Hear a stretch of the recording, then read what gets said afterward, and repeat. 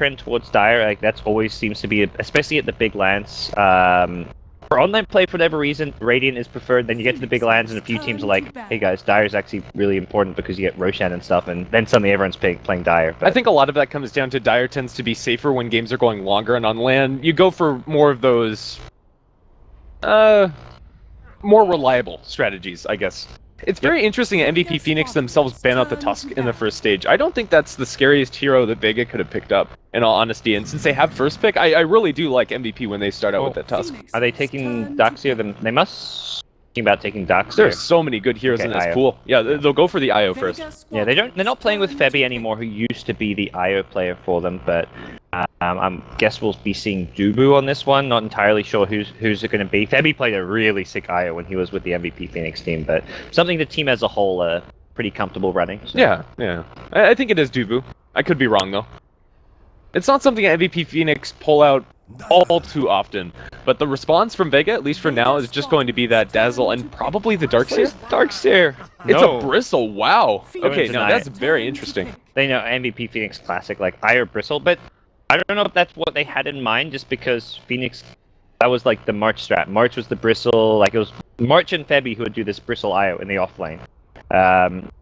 It's no longer March and Febby on this team, so yes, MVP's classic strat is the IO Bristle. They were kind of one of the ones to pioneer it, but from MVP Phoenix, I'm just thinking, let's just like IO Tiny or something here. Yeah. They are taking a little bit more time to think about this pick, but I don't think that's necessarily because they wanted the Bristle, but more that they want to work around it. Bristle is definitely abusable when picked up this early. Yeah, I don't think they were not expecting a Bristle to be... No. I don't think it's... Maybe they were playing the Bristle. I don't think it's a big problem that they don't get the Bristle. It's more like the, oh, they have a Bristle. Does this change our strategy? Does this... Because Bristle's one of those heroes you see sometimes sent mid against IO Tiny, and typically Vega do run the Bristle in the mid lane for no one. So it's an okay matchup for Bristle. He's fairly durable. He can just kind of bottle crow if he needs to. But I think it's still a dangerous matchup where all it takes is one slight misstep and you're tossed under your tower, slowed by a tether, and you're dead. So yeah, that's usually the only way you'll kill the Bristle. But just outside of the lane too, Bristle's pretty good against the IO Tiny combination. Your Avalanche toss 9 times out of 10 isn't going to be enough unless the Tiny's ridiculously farmed or the Bristleback's ridiculously underfarmed. And he is going to have the Dazzle support too. Or maybe down the line if we see something like a Bane for Vega or for MVP. Yep. Yeah, could also put a lot of pressure on these lanes.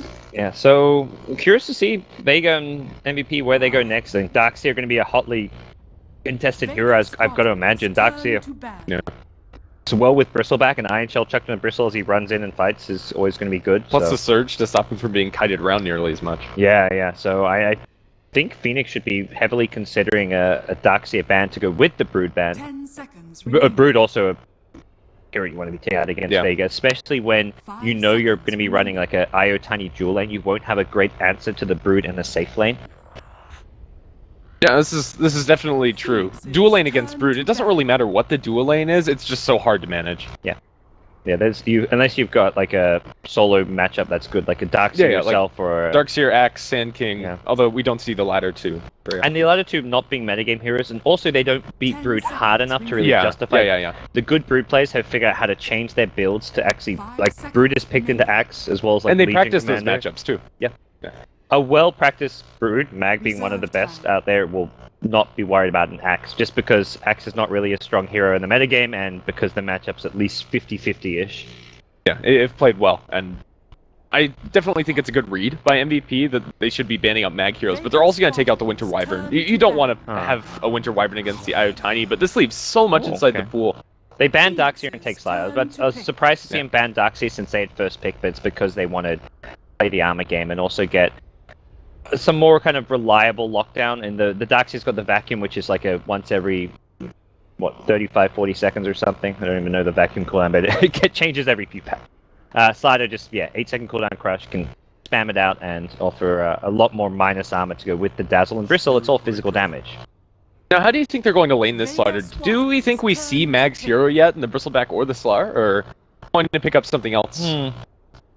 That's a good question, because, I mean, look at Pasha's icon. He plays it all the time in the safe lane. Vega's one of the teams that do tend to mix it up a little bit more, rather than just put the Slider always in the off lane. If they were planning that, though, I feel like they would have just taken the Darkseer, though. Yeah, probably. I guess there's a risk you take Darkseer or Slider. Phoenix more stacks of your slider as well, they would take the other one. So your safer option is to pick the one you want more and ban the other. But here we go. Yeah, it looks like it is going to be Mag on the slider. Pasha's hero, I want to say, on the Ember. I think they ran Bristle mid, not safe lane. Ember is not a hero you want against Iotani, so that's almost guaranteed to be for Pasha. Yeah, I definitely like that lane matchup now. But for MVP Phoenix, they have the Spirit Breaker, and this is a hero that they work with very well and adds to the global presence. I mean, both Slider and Ember can both cancel the charge, though. That's something important to note. And it's not, you have to be very precise with the timing of the crush or the searing chains, but these players won't have any problems with that. No, another Bane for MVP Phoenix. This is going to be really annoying in the laning stage for MVP to set up for maybe a tiny combination or just a toss back. But even more than that, just the amount of poke and single target disable, really good against the Bristle too. I think it was definitely a good pick to go for MVP. It just shores up their lanes a bit. It's a good setup to what could be their last pick, good lane control. Can bully the slider a bit, will bully the slider very well in lane. And I think the last pick they want is maybe something like kind of tempo trolley with a bit of snowball potential. There are like standard carries like Jug and all that, but I don't think that gives them enough like reliable lockdown / utility. I'd much rather see like a Queen of Pain or a Corlina, because these are heroes that can burst down a hero for the start of the fight, which they've got the Avatos combo to turn it into an insta 4v5 right now, but if you have like a Queen of Pain who hits an Orchid timing against Ember, or you have a Lina who can instantly blow up a slider, prevent the crushes from coming through 3 to 4 times in a team fight, that to me offers more than picking a standard like safe laner like a Jug. Other hero that is always fun to see is Magnus. I say that because I saw Navi pull out 2 Magnus games yesterday to beat your Frankfurt Major champions, and it's always like you pick the Magnus when you've got a hero that can benefit a lot from the Empower, and Tiny sure does. So yeah, I think the ban from Vega though, the Sven, would have been really good just because of how much minus armor Vega have. You kind of need something like that Warcry, and there's not another great replacement for it. Yeah, that's a good point. It actually would have been a really good last pick for MVP Phoenix. And we'll see the Abaddon ban coming out from MVP, but I think the biggest issue for MVP right now is that they are just lacking that ability to get those instant kills at the start of the fight.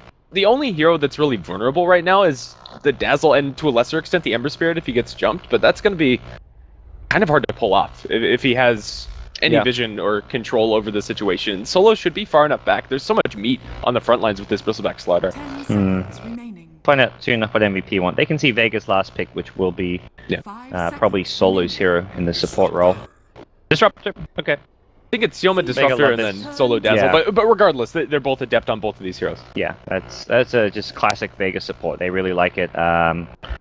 Glimpse, I mean, people always talk about you can glimpse back the Spirit Breaker charge, but I don't think it's actually like a counter by any means, because normally the charge will hit, and then, because it takes a while for the Glimpse to actually push him back, and then he gets the stun, and then he goes flying back, and sometimes it even helps the Spirit Breaker. Oh, TA, nice. Alright. They're just going to fight the minus armor with some minus armor of their own. They get a QO Classic, which puts Tiny into the safe lane, most likely. I don't think you really want to safe lane a TA, but they've got a really good mid lane for QO because of the Bane pick. So it's like Io Tiny safe lane, Bane TA mid. And I think just deciding that Io Tiny is not going to... There's not like a hero at mid they need a crush. It's not like there's a squishy Lina or Ember. It's going to be a Bristle who can't...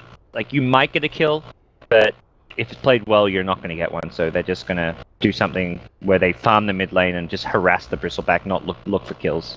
Rev is going to be a little bit left alone down that bottom lane. He's going to have a terrible time, especially with the Disruptor. It's a really difficult lane for him. But still, I really like the power of the Tiny and the Templar Assassin when they're partnered up with these two supports from MVP Phoenix, and I think it works well given the environment in their team, with MP and QO being so important for them. Yeah, the Bane is very much a key hero as far as the lockdown goes to deal with Ember. I mean, all 3 of these cores, they're all melee. They could struggle to get to the Bane. There's a lot of ways to cancel a grip, but if you're getting a decent duration grip off and like just hold on to it till it's like the Searing Chains, the Glimpse is being used, suddenly you're looking at a dead Ember or Slider. Even on the Bristle, even if he doesn't die, you're draining his mana, preventing additional cool sprays coming out, so...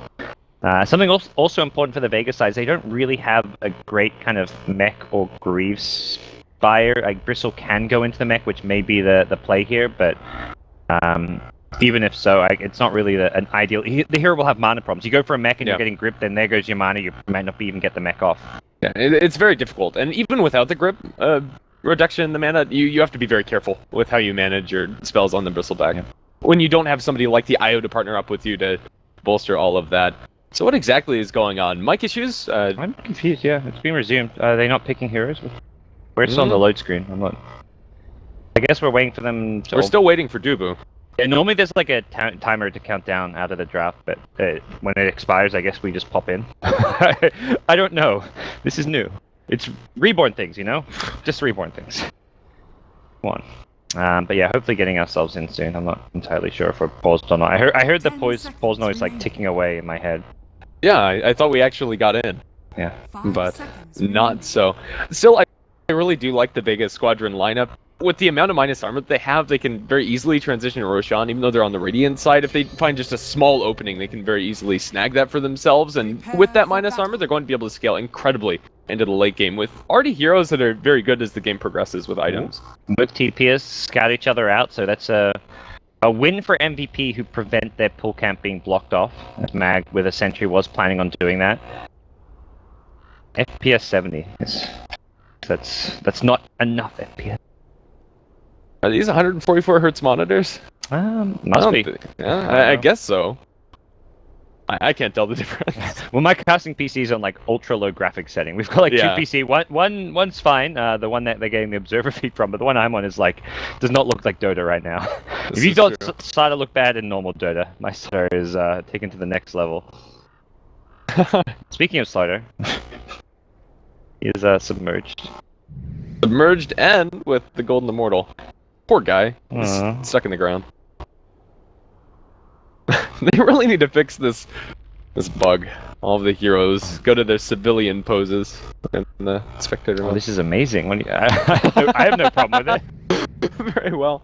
Very well. We'll see. I mean, overall, it looks like okay. We're gonna try to get things underway here. Two fairly typical Vega draft. I think the MVP draft. I mean, they've got some signature heroes like the Templar Assassin and the Wisp, but they're not a team known necessarily for running Wisp plus Tiny. We'll see how that works out for them. Classic pick for MVP, running the Spirit Breaker offlane. In the past, it was more March playing this. We'll see Forev on it.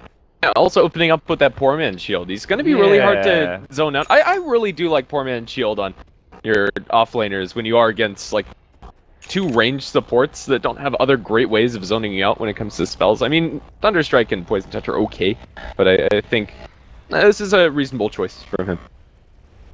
Definitely an interesting little pickup here. It's not gonna, it's not gonna help against Thunderstrike. So early on, the first wave or two, it might guarantee us level 2. But once we see a few levels and a bit of harass coming out from Disruptor and Ember, he's going to be limited on regen. And if he gets low, runs out of regen, he can't really go to lane because he can't rely on the charge escape against Glimpse. By the way, Reason is on a cliff. He's go for a early toss, but there's no way Solo goes down to the low ground there. Yeah. That'd be suicidal, and they'll just secure the bounty rune for the IO himself, as he's going to have that 0-minute bottle, and the bottom bounty rune will be given to no one on the Bristleback.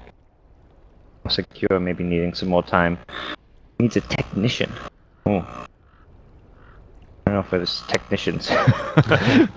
Define what you mean by a technician, but it looks like he maybe just having some computer setting problems, as we'll see a couple of reconnects here as MVP. Just looking to make sure they get things sorted. Their opening game here. Very important game. Losses today means elimination if you're MVP complexity. They've got to, both teams, bare minimum win at least one game, and even that may not be enough depending on how you really want to win 2. Yep. And ideally 2 in the same series because it's 3 points. For sure. That would cement them in the top 4. Yeah, so if you could win a series, you're looking fantastic. Unfortunately for Complexity, couldn't do it in their first one. They still have 1 remaining against Empire, but I'm not sure how that one's going to go considering the current state of the team. But yeah, Vega, take your time. To the note on the Spirit Breaker, I think level 2 is about all he really is going to get, and it's probably all he needs. As far as offlaners are concerned, Spirit Breaker can still do a lot with only just access to the charge and bash. You compare that to the Slardar, he's going to need a little bit more time to fully come online. Slider's going to get help though. I imagine Vega may just commit the Dazzle to this lane, so we'll see dual lanes from both teams with Vega dual lane in the off lane and lane and dual lanes from MVP in mid as well as top. So for Vega, they're not helping mid. For MVP, they're kind of completely sacking their off lane. So those are the 2 lanes where we may see some of the heroes struggle, although Bristleback, I think, actually does all right on his own. He's got a bounty rune. He'll have a decent time bottle. If he gets a good amount of CS on the first wave or 2 and gets a good bottle timing, then his mid lane goes just fine and he won't even need any help. So he may just tell his supports like a Dazzle, just stack the Ancients for me, and well, I'll reward you later, like with a nice beefy Bristleback. There's going to be a lot of emphasis on the Ancients, I'd expect, this game. You have the TA on one side, the Bristleback on the other. There's a lot of ways for them to be able to abuse that farm and to accelerate themselves. Who do you think has the best team at contesting those Ancients? Ooh, probably for the most part, it's going to be Vega who can actually contest Ancients. I think MVP are looking to... Their lineup will come online a bit later. Like, TA doesn't really want to run in and contest Ancients all too much, not against the kind of lineup that Vega have. You can probably see an early point in Poison Touch to take out Refraction. You've got Ember, who's really good at fighting earlier. So if they can get a good timing on, like, Bristleback's mech, then especially looking at them to maybe try and prevent TA from stacking Ancients. But both teams... maybe less so contesting them, but more looking to just block them off with some early wards. I think that's probably the easiest way for both of these teams to take away that bank of gold that could potentially be there. The MVP here just looks like most of the players okay, but the technician, that's what a technician looks like. Doesn't look any different to a normal guy, but it's because he is a normal guy. Yeah. That guy's just a volunteer. Yeah, probably. Volunteer turned technician. It's just like, found the volunteer, it's like, you're no longer just getting food for these teams. You're now our technician, and you've got to fix this. Good luck. Best of luck to the technician. The staff has actually been amazing. No, shout out to the staff. They've been great. Yep. Absolutely. Everyone except Hefla. That guy's he's awful. Yeah. Can't stand him, but everyone else has been. Well, we have Kyo back into the game, so hopefully that means we're going to be underway shortly. Yeah. So, very important game 1. Both less so for Vega. Vega's, I don't think, I'm not sure if they're quite guaranteed top 4. Probably with a win in their last series, they are though. Yeah, I think they are mathematically they have 2 wins secured. now. Yeah, they have 2 wins and then 1 tie, 1 loss. So they're all set to be in top 4. So this match only matters for seeding for Vega, which may mean they're just going to be a bit the more only calm and seed that really matters is the first seed who gets to pick their opponent going into the brackets. You get to choose your opponent. Yeah, so 4CNL and Empire are the 2 teams that can contest for that. So for Vega, this game honestly really doesn't matter that much. So Vega's 2 wins, and did Vega have a draw? Yeah, 2 wins, a tie, and a loss. This will be, or wait, no. Wins and a tie. 2 wins, a tie, and a loss maybe. Good question. This is their last game. Yeah. They were 1-1 and 1 coming in. Yeah. So they have a draw and a loss, whereas 4CL have 4 wins and a loss with no draws. So even if they win this game, they can't be ahead of 4CNL. Something's definitely wrong in my head, but we're actually underway.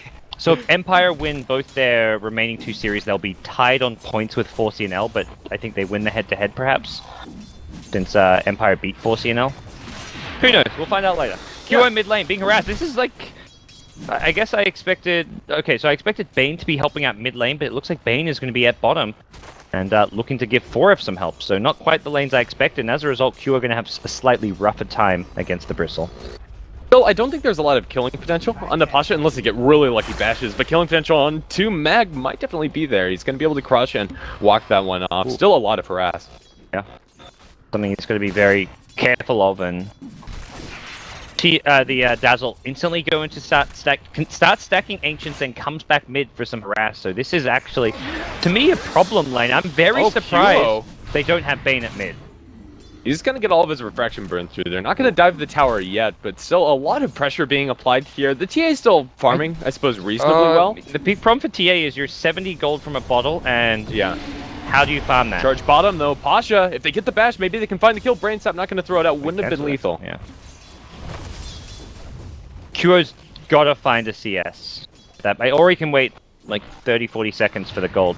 This last refraction is going to be very important for him. No one doesn't quite know like how desperately he needs a CS right now, but probably will end up getting it here. But the good news is he does have the stick though, so he would have another refraction and he'll have another shot, but it's still difficult. He's not at risk at dying. It's just all that harassment he can't contest CS, so he's missed out on like 3 or 4 CS just because of that the poison touch coming out from the dazzle. Oh, Solo going to get charged up as he goes for the double damage rune. He's going to be able to pick up the DD, and Forev can't really do much. Solo loses this fight. I don't think Solo wants to fight this. Yeah, the Bastion is going to fly through. Solo maybe in a bit of trouble. Let's see if Forev can roll lucky, and he does.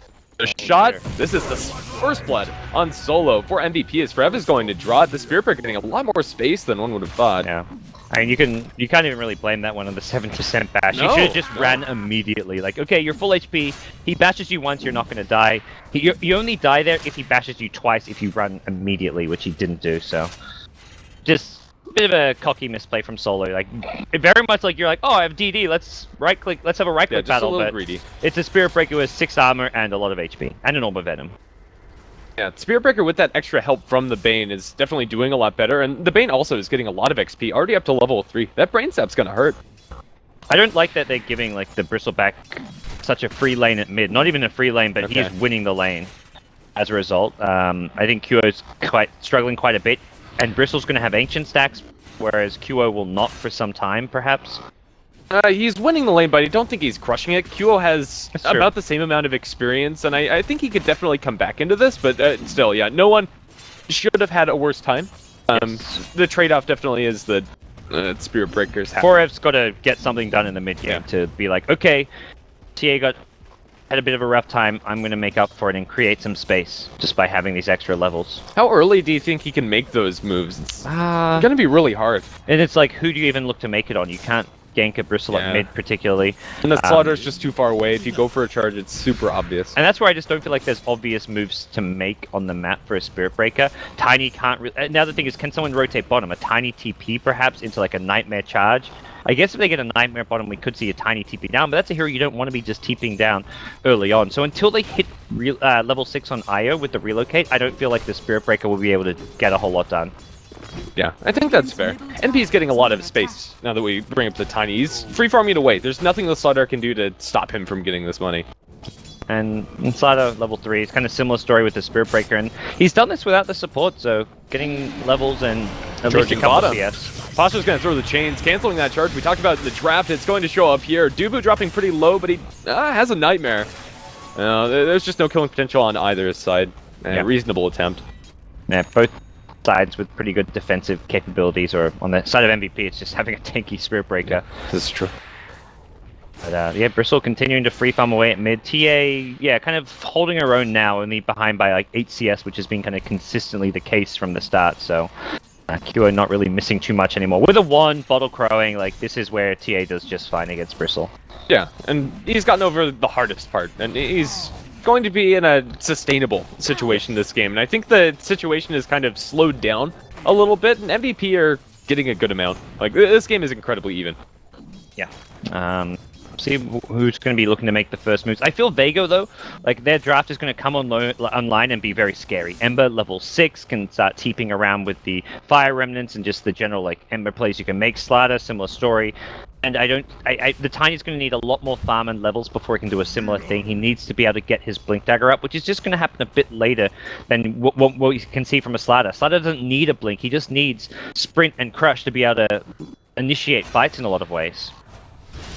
To at least be able to contribute, if you have somebody else to open up, and that somebody would be Pasha. Charge away by Forev.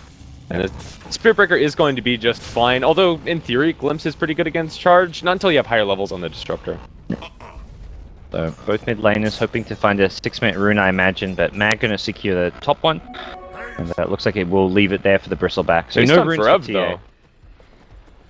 There is a Radiant Ward around the corner, and I think Solo as well as Yama should be fine. Yeah, although, if he does get a couple of bashes and finds an angle, that hurts. Yeah, they probably just want to back off a bit here. Yeah. Pasha can at least continue to farm a little bit, but QO forced to continue to Bottle Crow, and Bristle continues to be a pretty scary threat, picking up an early Vitality booster here against the TA. Yeah, and we see this quite often, just going straight for the Vanguard. You become so strong once you pick up that item. Yeah, and damage block against the physical damage of the Templar Assassin, later even the Tiny to some extent. Pretty good.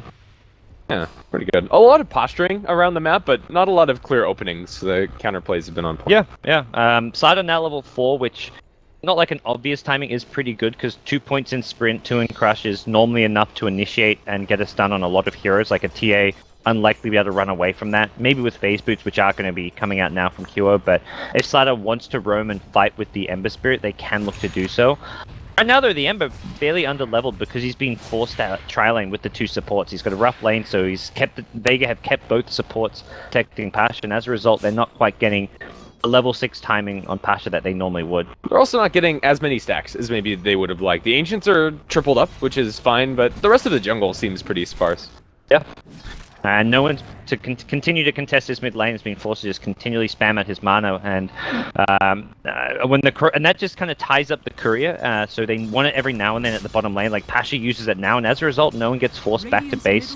And just all these kind of little things which do affect your play. Like right now, there's like creeps on the mid tower, not so much doing damage, but it's like 4 or 5 creeps being missed out, which in the early game does make a bit of a difference. There's your Vanguard up for the Bristleback in the mid lane. Incredibly fast Vanguard. He's pretty much neck and neck when it comes to farm compared to MP. But the Blink Dagger is going to take a little while longer since he does opt to go for the treads first. Whereas Bristleback, just brown boots. Yep. Making possibly a move towards bottom. Finds a regen. You'd really love to get a haste more than anything. Yeah. ED's also not bad, although something more you want a bit later on. No, Dubu may be caught out of position here. Charging through. They're going to go into Sioma. Prep, looking for the bash. I don't even think they need it. Right click. The Bane is going to be able to secure it, but still with the Flame Guard going to town. Dubu is dropping low, but he found level 6, and they're going to be able to drop Pasha here. He has no mana left, and Dubu can even survive here. Can't get off a Brain Zap. What's on cooldown, and now Pasha is going to be bashed by the Spirit Breaker. And now going for solo, smacking him in the face, looking for another bash. He finds it at the perfect timing window. A little bit of heal is going to keep solo. He through the trees, but not long enough. Double kill for Forev. 4-1 the start as that fight goes very well for MVP. I noticed that the Bane got level 6. Yeah. He's had that for like 1 creep wave, but still that comes in perfect time. Yeah, that was did he not get it from the kill top lane, by the way? Mag getting low, goes down to the Spirit Brawls. He may have gotten it from like the kill first didn't give him a lot of experience, only 140. Okay. He had like 300 when I looked.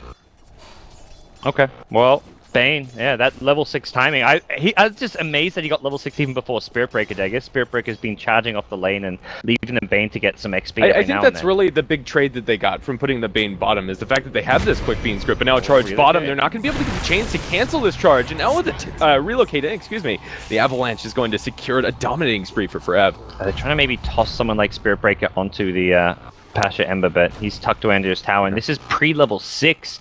He needs to be so careful. This could be one of the first times I've seen Pasha's Ember not level 6 by 10 minutes in. And one of the few times you're going to see a Bane get level 6 before an Ember. Yeah, absolutely. That's where I feel Vega were really caught out there at the bottom lane. Bane hit level 6 really fast, and then suddenly Nether Strike comes online as well from killing the Ember. And Pasha is still like at least 1 creep wave, maybe 2 away from this, depending how much they have a Nether Strike. They might just go on. And Grip. Grip is actually back up. Do you know that Solo is probably around the corner? Dazzle cannot cancel the Grip here. This is true. Do they have an idea of where the Disruptor is? Yeah, they're just going to open up. Pasha's going to be Fiend's gripped up. Multiple TP. Shallow Grave there. TP away by Forev. Canceled by the chain. Spirit Breaker is still very tanky, but here comes Mag with the crush to connect onto Forev. Might live. The heal bomb is going to do a little bit of damage. My goodness, this guy is tanky. Charge away. And Forev is going to be just fine.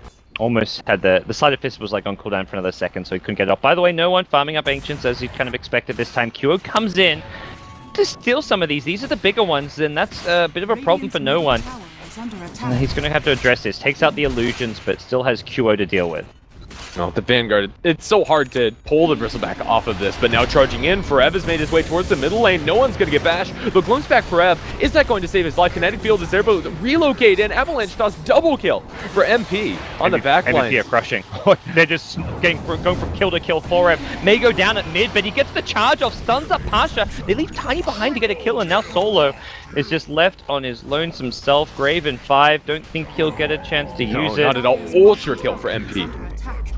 That Tiny Blink came before Ember even had level 6, I want to say, or at least around the same time. It's kind of talking about how Vega's lineup should be coming online earlier because, like, Ember level 6 and... Oh, Sioma. Oh, wow. He's going to TP into the middle lane. The Templar Assassin's going to be able to blow him up with a little bit of help from Dubu as he secures it with the Brain Zap. That was a really weird TP. And I I'll be love honest. this choice from Kyo to go for the blink over the Deso. Even though you're on the dire side, the blink to be able to burst down a Dazzle and to combo with the blink of the Tiny gives you huge burst potential. It's just great synergy for their draft. We've just seen how much damage MVP have been able to pull off. Oh my goodness, sorry for missing that kill. Avalanche toss will crater the slaughter. And now no one is left with a nightmare. He doesn't have a lot of defensive support. Here comes Ember Spirit. A lot of quill damage though. Here's the chains. Red in the fort. Ryzen will drop. Fiend's Grip channeled onto Pasha. No one's going to get charged. Nether Strike. Looks like he's going to cancel that one. Brainsap is going to keep Dubu up for a little while longer as another combo from the Tiny who get yet another kill. Solo is going to be charged up. Looking for the bash. Is going to be held in place by the chains. Blink forward. We were talking about just a second ago.